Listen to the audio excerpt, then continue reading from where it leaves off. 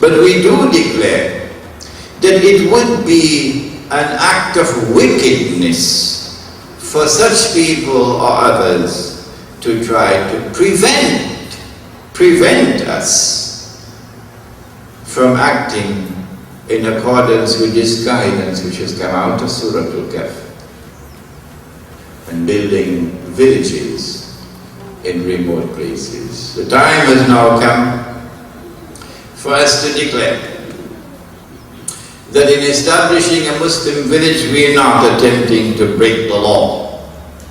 No. When we build a Muslim village we do not threaten anyone. No. Rather, the country itself will benefit, since the village will cure diseases of the society, like the breakdown of families, like alcoholism and drug addiction, like homosexuality and lesbianism. The village will cure diseases of the society, like rampant crime and murder and kidnapping. The village will cure diseases of the society which otherwise cannot be cured. If we are attacked to try to prevent us, as someone warned me yesterday, yes, then such an act against us will confirm that we have the truth. Because you can have an ijtima with 5,000 people and you pose no threat to anyone. They do not respond to you. But all we want to do is to build a little village and they're coming after us. That is the proof that the truth is here. And secondly, if you kill one of us, we pray to Allah to send 1,000 to take his place. So now let us proceed to describe what is a Muslim village. It has to be something small to be a village. I was born in a village, Balmain village. I grew up in a village, St. Thomas village, Shagona. So I'm a villager, I know about a village. A village is small. Maybe 200 families, 300 maximum. That's a village. We have villages all over Trinidad. We are custom villages. So what's new? Secondly, a village is something outside of the city. In our case, the further outside the city, better. We have villages, remote villages in Trinidad. But this is a Muslim village. And so the majority of residents in the village would be Muslims. But make it plain and clear to everyone whom you speak to that non-Muslims are welcome in this village. Yes. On the condition that they are not hostile to Islam, because it's a Muslim village. And on the condition that they can conform with the norms of public conduct in the village. So you're not going to be with a bottle of beer in your hand walking down the street in this village. And you're not going to be half naked walking down the streets of this village. Not here. This is a village in which there would be a majority of Muslim residents, but non-Muslims would be welcome to live with us in the village in the way that they lived with us in the past. Muslims live with non-Muslims very, very friendly, cooperating. So it's nothing new, we're just trying to bring back what we had in the past. We live as good neighbors. In order, however, to preserve the Muslim character of the village, there must be a limit to the number of non-Muslims who would be allowed to live in the village. Let us have a brief description, because today's lecture is not going to spell out everything. A of the physical layout of a Muslim village. And this is what we used to have 100 years ago. All Muslim residents in the village would live in homes located within walking distance of the village masjid. And there's only one masjid in the village, only one. We will not allow a second one.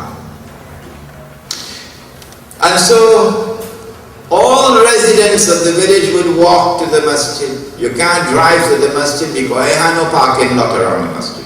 Not at all. You gotta walk to the masjid and walk back home. And so all homes would be located around the masjid.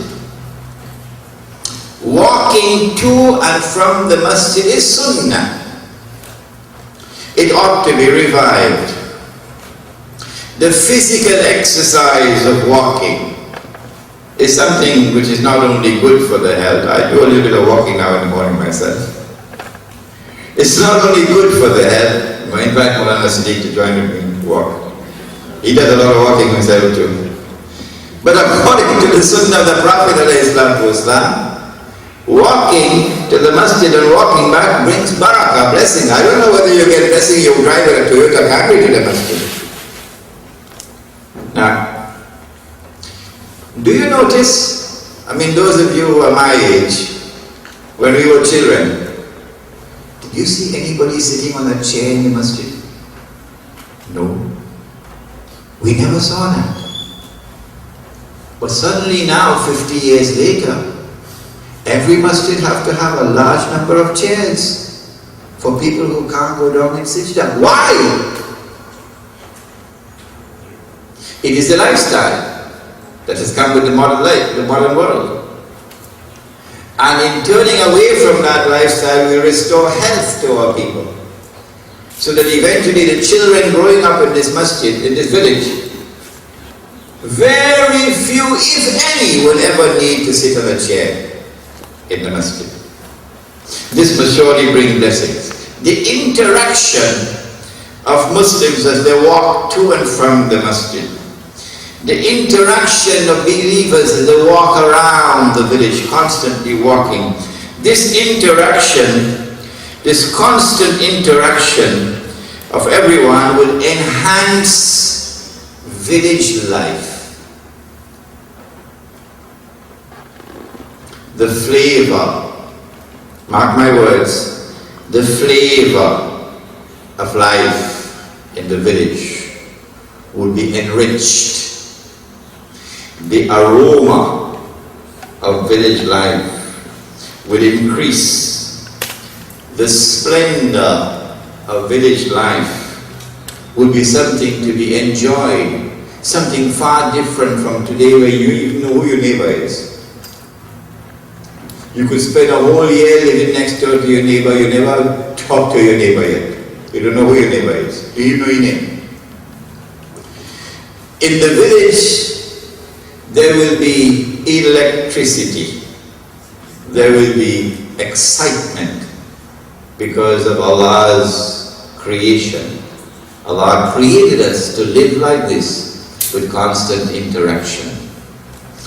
The houses of the Muslim village would be such that villagers would be advised to adhere to simplicity and austerity, which is a sunnah in the construction of houses.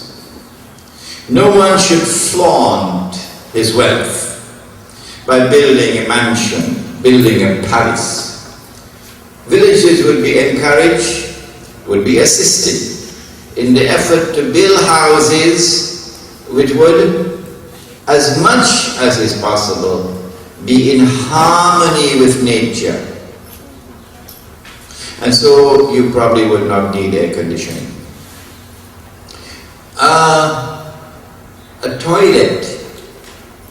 I seem to remember that when you enter a toilet, you have to enter with your left foot. Is it true? Come on, shake your head, man. Huh? When you enter a toilet, you have to enter with your left foot, yes or no? Yes, say it, yes. Why? Because it's an unclean place, isn't it? Isn't it? You don't want to talk, you're frightened, It's an unclean place. So angels will not enter the unclean place, will they? The shayateen will go there, the jinn will go there, but the angels will not go in the unclean place, huh? Well, what happens if you take the toilet from outside the house and bring it inside the house? How come you're so quiet now? You take the toilet from outside the house where it used to be yesterday. Nobody, unless he be someone fit for sedans, nobody yesterday would build a house with the toilet inside the house. No, because the house has to be pure, clean.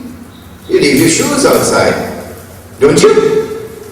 You leave your shoes outside. So who would leave his shoe outside but put the toilet inside? You understand now? The mastermind who was at work, he took us for a ride, didn't he? Because I don't think the angels would enter a house in which one part of the house is unclean. But that's my opinion.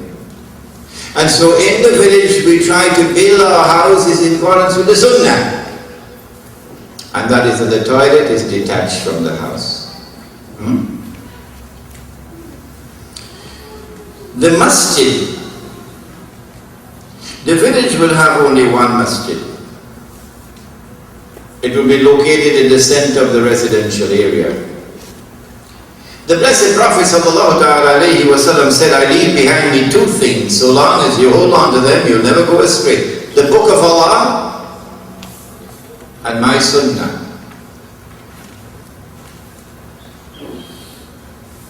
As a consequence, we will try as best as we can to ensure that the religious life in the masjid is firmly based on the Quran and the Sunnah. Listen to me carefully now. If there is a religious practice which is manifestly beneficial, but it is not based firmly on the Quran and Sunnah,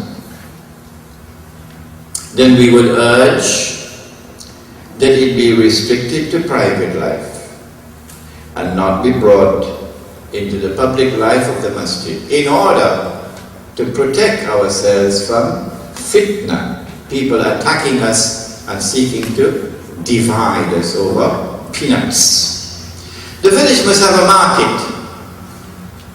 Now this is the most difficult part of all, the market. The village will have its own market. We build the market and the stalls are all free. Anyone can come to the market and buy and sell. Anyone can put his goods on sale in the market.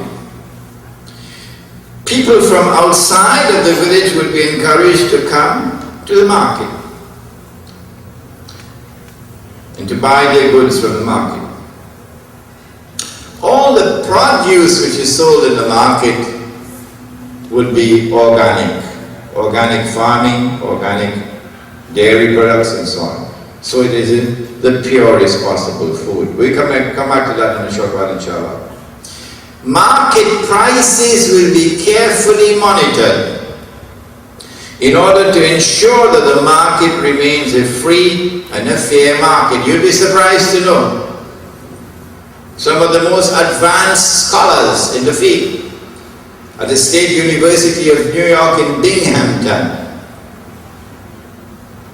have come to the conclusion that the last free and fair market that the world ever had was the market of the Ottoman Islamic Empire before they destroyed the Caliphate. But when we hold a lecture on riba, inshallah, this subject will be explained. Eventually, the village will restore Sunnah money to the market. But I don't want to confuse you today. so we're not going to take up that subject. But that subject will be explained inshallah next month when we have